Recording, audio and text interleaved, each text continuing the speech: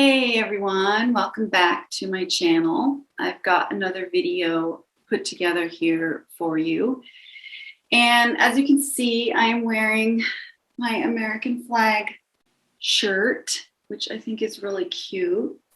There's a lot in the discussion lately, especially in the last few years, about our country. And I found that I am particularly proud of my country and even its history with all its mistakes. As a human being who's been through a lot of past trauma and also made a lot of mistakes, I would hope that the mistakes of our past don't have to completely define the present or our future. And I think that there's a lot to be proud of in the founding of our country. And it's one of those threads in the ongoing conversation of pretty much the breakdown of like every system of our culture, of our society, from everything from the medical industrial complex to what's happening to our youth. And I think, it's important to try to get back to our roots a little bit, whatever your roots are, but all of our roots who live in this country as Americans too, because there's a lot there to be distilled out and preserved and conserved. So here we go. We're actually going to talk about this is part of the biointelligence series of the Will Center. And this is, I think, video number 3 of the Hijacking of Human Will series, but this is actually video number 2 about biointelligence, basically. So this one is titled The Biointelligence of the Will Center, the Primitive Streak, and the Psoas Muscle of the Soul.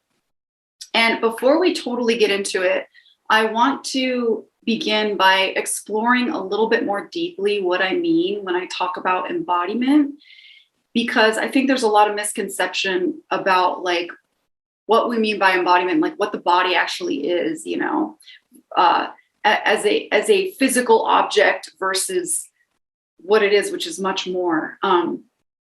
So in my experience, the first step to embodiment is the realization that the body is not a mechanistic object, but a biointelligent expression that is always in process. So it's not a static or stagnant physical object, but it's always in a sort of flux as an expression of our energy bodies and systems. So the physical body is actually a vehicle for the sensory and extrasensory experience that the soul desires through incarnation. If you believe in a soul, if you don't believe in a soul or spirit, it's just the different layers and levels of how consciousness and energy expresses itself through the physical vehicle. So one of the core issues of current collective scientific materialism that manifests itself so easily through individual disembodiment is the perception of body as a Darwinian mechanistic object that is motivated purely by chemical reactions. This leads to a sort of fragmentation through objectification that ends at a very cold, lifeless, and materialistic approach. So in my opinion, we are here to experience embodiment, meaning understanding of and expansion of our spirit and soul selves through our energy systems as they interface in the body. So our body is our evolutionary interface while we're here. And we are actually very fortunate to have the opportunity to use this interface in this way. Now, does this mean that we never have so-called out-of-body experiences? Not necessarily. But it does mean that on some level, an out-of-body experience is just a matter of alignment and perception. we will experience all sorts of time and space travel from right where we are sitting, from within the body, once we are truly awakened to body as consciousness and energy at a cellular level. Once we are truly awakened to ourselves as portals from within to the entire cosmos. So our etheric, astral, and causal bodies are all integrated within this physical sheath when we use this physical sheath as an interface for the evolution of our consciousness. Our body is not only a sensorial interface with our physical surroundings, but one that experiences and interprets the extrasensory energetic fields surrounding and within us as well. Our bodies are a collection of vibrating particles, just like all of matter is, that is animated by a sort of spiritual intelligence. If Shiva equals consciousness and Shakti equals energy, right? Consciousness plus energy equals the sacredness of creation through our very form. And it also equals the sacredness of creation through Earth's form. It's this direct knowing through experience that is the result of the wakeful practice of embodiment. And it's this pathway that leads us to our inner organic technology and steers us away from the trap that exists at the dangerous intersection between scientific materialism, technology, and the medical industrial complex. An intersection that would have us believing the lie that technology can free us from form. The desire to leave one's body as a form of spiritual development is a dangerously insidious deception. The desire to be free from form as an escapist mechanism is a huge spiritual bypass highway in the New Age community. Leaving one's body is not indicative at all of one's spiritual advancement. In fact, so many of us are already fragmented from within our bodies to such a degree that landing fully into one's body is where the real spiritual work lies in most cases. This fundamental deception is one that the biotechnical medical industrial complex is both running on themselves and banking on us falling for in the coming decades. So we don't spiritually evolve by developing synthetic or even metaphysical technologies in such egoic ways, but by integrating our karmic messaging through the body and developing our inner eye, right, through this process. So this largely comes through developing compassion and humility, through facing our own struggles and facing our own suffering and integrating our own trauma. So it's not a matter of developing psychic abilities and all these are the icing on the cake or whatever, so to speak. These are the things that just come along with developing ourselves. But if we reach for those things without developing those things, then we run the risk of sort of fragmenting ourselves and actually overdeveloping the, brain-mind structure and without the heart. And it's actually, the organic human is a being of the heart. So the emotional body and the heart really have to play a super key role in the evolution to keep everything in balance. So by facing our own struggles and our suffering and the integration of our own trauma, this naturally leads to the development of inner tech. But if we seek to develop this inner tech without keeping it in balance with the development of compassion and humility in our emotional body, then we end up on a regressive path, and we actually will end up less whole than when we began. So the path of embodiment and the path of the organic, wakeful human is largely the path of the heart. And the emotional body becomes this critical interface within us, in the body that cleanses and purifies the rest of our energy bodies. And understanding the nervous system and the gates between the physical body, the emotional body, and the energy systems is of critical importance. By developing a direct, intuitive relationship with the body's intelligence in this regard. Once we understand that the absolute miracle that our bodies are, we will never be fooled by imposters or mimicry created by so-called science ever again. Okay, so one main biointelligent component of the will center is the psoas muscle. And we'll just quickly go through the psoas muscle on the level of like anatomy and its mechanisms through anatomy. And hopefully I'll include some pictures so you can really clearly see like where it is and where it attaches and stuff like that, just so you can see kind of how it functions. But we're really trying to dive in this exploration, we're trying to dive more into its biointelligence and its connection to the central nervous system, and from there, the actual central energy axis that everything's created from. This actually comes a lot from Liz. I don't know if you pronounce her name Liz Koch or Liz Koch, but she has like 5-6 books out about the psoas, and I've been diving into her perception a little bit about that, and it's actually really fascinating. So if you're interested in diving more deeply into this, I would go check her out and check her work out.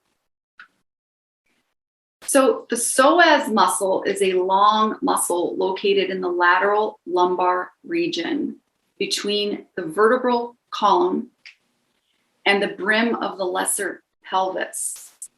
It joins the iliacus muscle to form the iliopsoas. So it's actually like along the spine, and this lumbar spine, all the way down, a kind of across the pelvic bowl or basin. And it actually joins the upper body and the lower body. So it joins the torso with the legs, and also the front body to the back body. So it's kind of like a spinal stabilizer too, because it's right there laying along all those spinal vertebrae. So it's in charge of, anatomically speaking, unilateral contraction, right? So it can bend the trunk laterally from side to side, bilateral contraction, unilateral contraction. It can raise the trunk from lying down on your back. If your legs are fixed, you can raise the trunk with it. And it forms, anatomically speaking, a group of muscles called the hip flexors, whose action is primarily to lift the upper leg towards the torso when the torso is fixed, right? Or you can do like a sit-up with it. So it's one of the most critical muscles in the body for action. It's the core muscle of action, you could say. It literally lifts the leg up, step forward. It flexes the torso. It stabilizes the spine, hip, and pelvis. And its attachments into the fascia of the diaphragm, right, under the diaphragm, because it shares fascia with the diaphragm, as well as having such a prominent location in the gut, where all the gut and the organs are located, gives it a critical impact on both breathing and the support of the organs. So this core muscle really kind of cascades and affects a lot of different aspects of our being. So On the level of biointelligence, the psoas is often referred to as the muscle of the soul. It is the first muscle to form in the womb, and it's often considered the most biointelligent muscle in the body. It's also often referred to as the muscle of self-actualization. It is the core muscle of the activation of will. However, this self-actualization doesn't necessarily occur through the force of will in the way we might usually think of will, enforcing our will, or willpower, or whatever. The psoas muscle forms out of what we call the primitive streak as part of our sympathetic neurocore, right? With the central nervous system, the kidneys, and the adrenals, all of which exist in this central bag of connective tissue. So the primitive streak is an essential midline formed in the embryo around between day 25 to 40. And this central midline, this primitive streak, organizes cells around a bilateral symmetry, okay? So there's a midline, and then cells start to become arranged around this perspective midline to create this front and back body axis. And then germ layers are created at this level. And this level of human development will give rise to all the tissues of the adult human organism.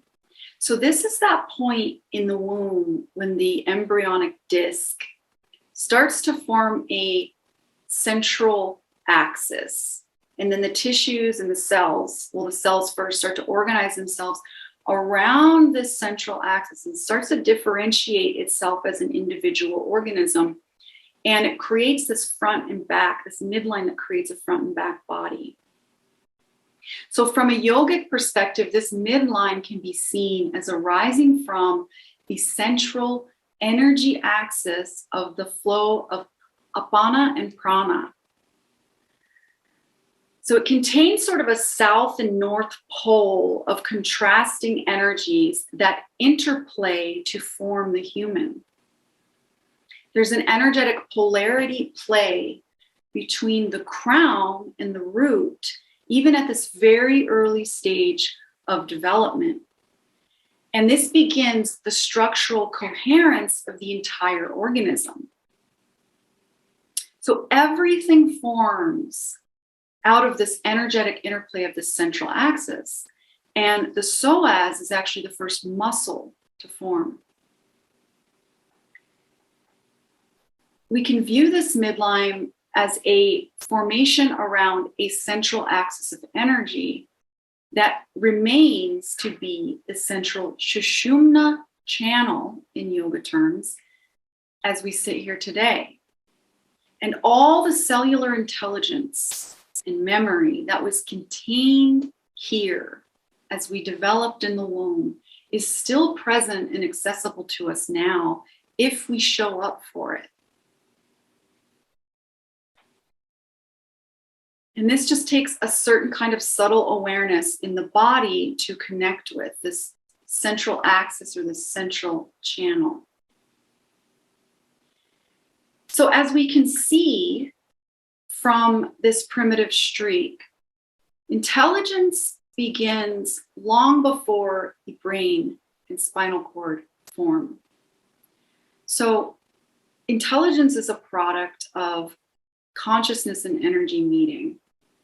And the human being has this central channel where these forces meet and play that actually individuates it. And then the cells organize around that central channel of energy. So there's already a type of intelligence in that has nothing to do with the brain. What it has to do with the brain is that it creates the brain. It drives the creation of the brain and the spinal cord, as you see. Okay, but we'll get back to that a little bit. So from this primitive streak, which arises energetically out of what will later be the perineal body. So the Apana energy, Apana yogic energy, is arising, I think, kind of pushing up from this, what's later going to be your perineum and your whole pelvic floor, right? And the prana energy is playing with it from the top, and that's later going to be your, what pineal gland and everything else, and then kind of the crown and the energy coming through there. And this is partly like just interpreted through my own thoughts and visions and experiences, but it's also coming from what this primitive streak actually is, and then how to kind of interpret that through yoga a little bit. So from this energetic interplay, right, that kind of arises and then forms a perineal body later, the nodal cord and eventually the central nervous system forms. And along the way, the organs, the heart, everything else. But this primitive streak is the first sign of organized individual intelligence through form. Like I said, this is on a cellular level. So, keeping this in mind, rather than just thinking of the psoas as a mechanical, anatomical muscle that stabilizes, lifts, and bends, we may benefit from including the idea of it as a messenger of neurological coherence that actually arises from the deepest layers of our being. It's a messenger that is deeply tied into our original primitive formation through the central energy axis and our central nervous system core. It is a sympathetic communicator of coherence. It's that first muscle that's connected into that core axis that we form. Okay, so it attaches right underneath and below the diaphragm, and it's intimately connected to our breathing via shared connective tissue, as I mentioned. And its placement in the gut really affects the organs as well. So when this muscle is overstimulated or exhausted, which it often is in our current modern time, it can affect everything from back, pelvis, and hip stability to our ability to even breathe deeply enough to relax, to digest, to regulation in the HPA axis, to in the gut-brain axis. So when we work with the psoas at this level, we're actually really learning how to tap into the messages of our central nervous system and alter in a beneficial way everything that comes from that, all the way down to the biochemical processes in our gut that communicate with our brain, the processes in our adrenals, the hormones and the biochemical messengers.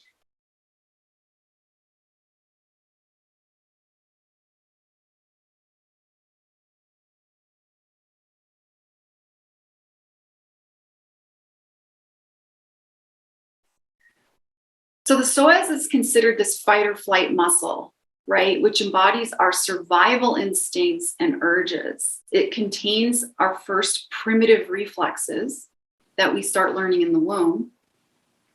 And just think about it. Something scares or threatens to attack you. And what do you think to do first? You usually want to run or fight back, right?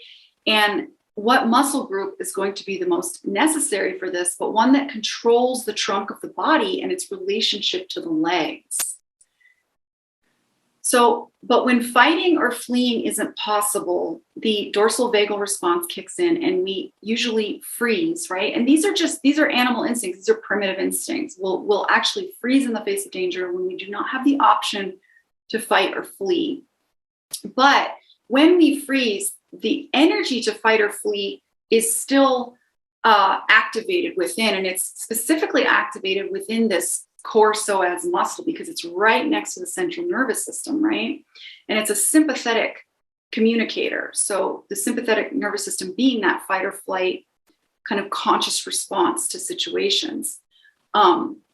Deeply tied into, as I've talked about before, this kind of core reptilian brain, right? The central nervous system in its primitive form. So it can be, even when you're when your body has kind of shut down to freeze because you're overwhelmed by the danger and there's nothing you can do, the psoas is still poised and tensed up for action. And in this way, that energy gets trapped somatically within this muscle, within the core of the body. And like I said, can affect all these other processes from there. And this is actually what trauma is. It's just something happens, we have a certain reaction that creates an energetic dynamic in the body through not just the nervous system, but the energy systems. And then that gets trapped in a sort of pattern within our muscles and nerves and stuff. So the other thing that contributes to this kind of somatic trauma in the psoas is the hustle and bustle of Western society. There's this kind of this unlimited ambition and drive and stress that further drives this pattern, this core pattern, that actually becomes a kind of stored energy that will hijack the will center over time. So with repeated consistent stress or trauma, the core of the will center will go into a sort of prolonged paralysis or stasis out of pure exhaustion. So it's not that the psoas muscle or this core gets lazy or weak. It's that it actually gets exhausted from stress. And when it gets exhausted from stress, it's either overactive or underactive and also because it's a messenger of the nervous system on such a core level, it has a lot more to do with our state of mind than we realize. A lot more to do with our state of mind than our state of physical body, right? So a lot of times there's like all the kinds of yoga classes for, get in and stretch the psoas and strengthen the psoas and all this, strengthen your core and all this stuff. A lot of people don't really need strength. They need to learn how to relax. And they need to learn how to relax by tracking their energy and nervous system versus just kind of poking and prodding and then forcing the muscle into a certain position, right? So the psoas is also a messenger of safety or lack thereof that comes from deep within the nervous system, energy systems, because of its relationship to this midline. It has such a close relationship to the central nervous system. And it has such a close relationship to the origins of our individuation physically. It has such a close relationship to the origins of when our nervous system formed. So it's very primal, it's very vulnerable, it's very connected to our core, like our newborn core.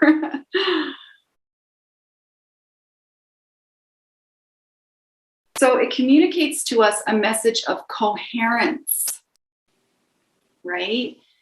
Internal coherence. It lets us know if we are in a coherent relationship within our body and our mind to all our other parts.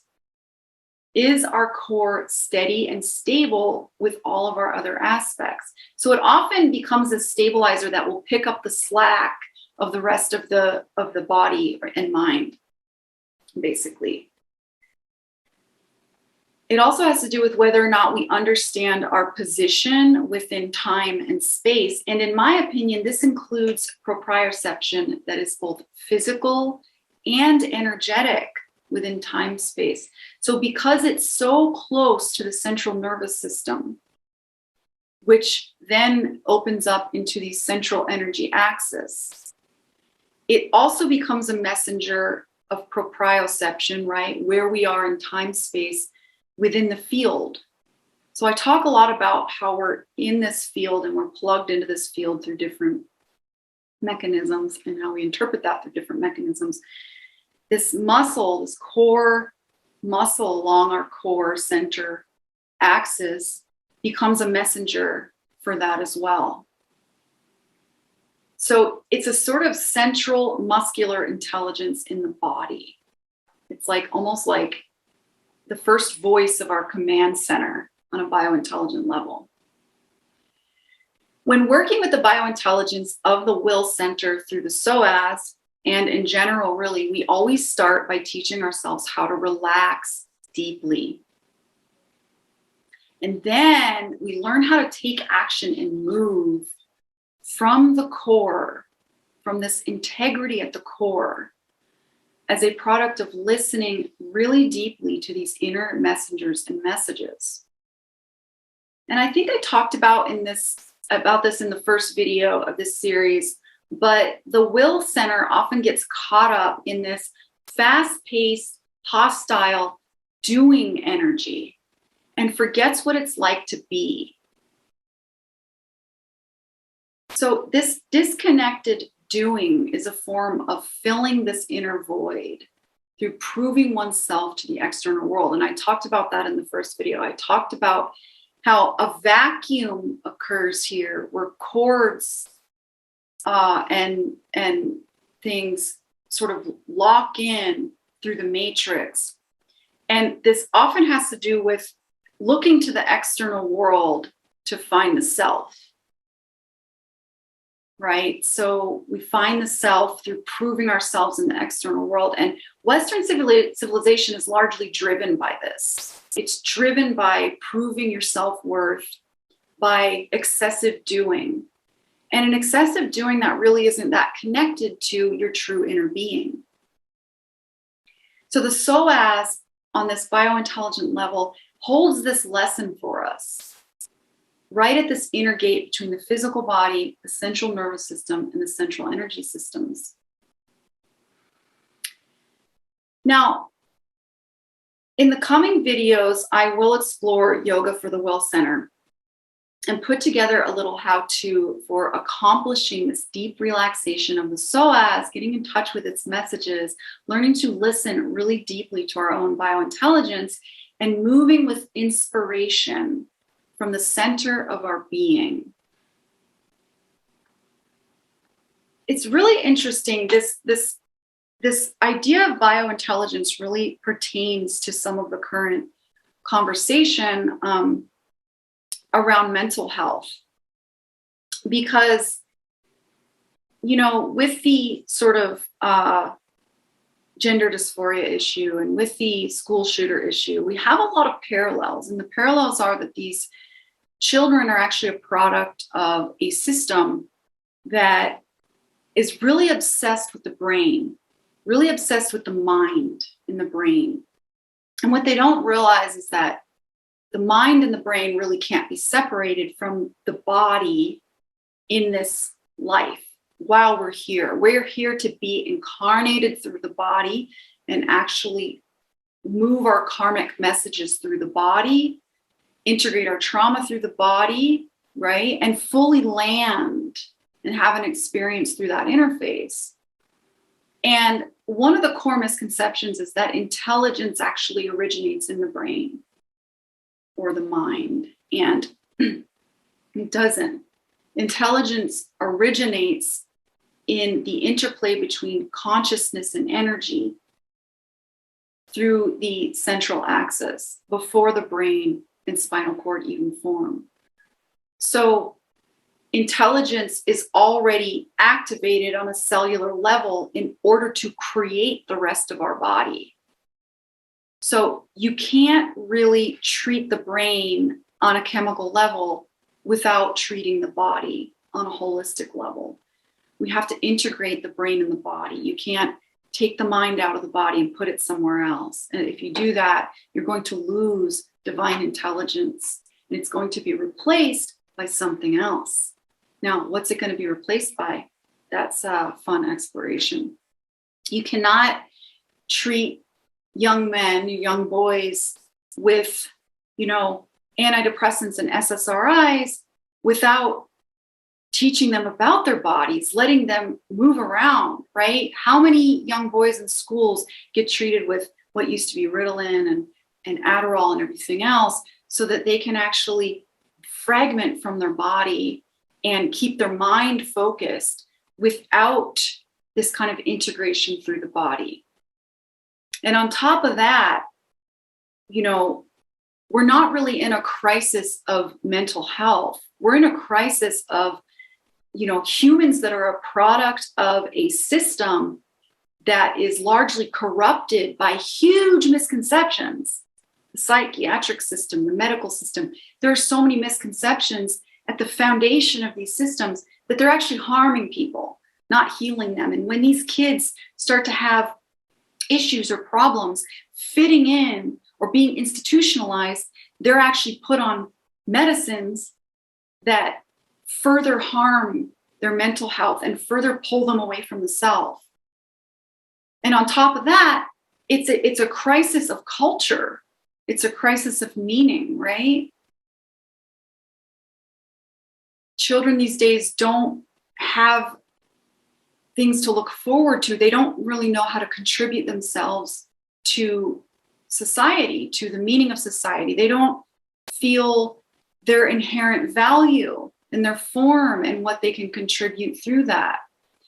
So, yeah, we're in a big crisis, but people are looking towards the wrong things as the problem or the solution. And so I think we need to open up a deeper conversation around that.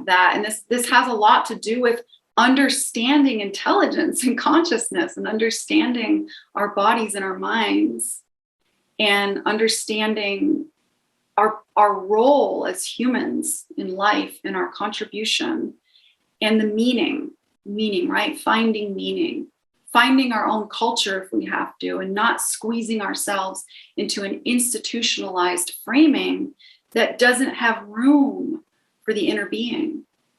Allowing ourselves to be moved by the inner being genuinely in an inspired way and not squashing it and killing it through this institutionalization and not thinking there's something wrong with us because we don't fit. A lot of these kids, they don't fit for a reason. They don't fit because they're looking for something deeper.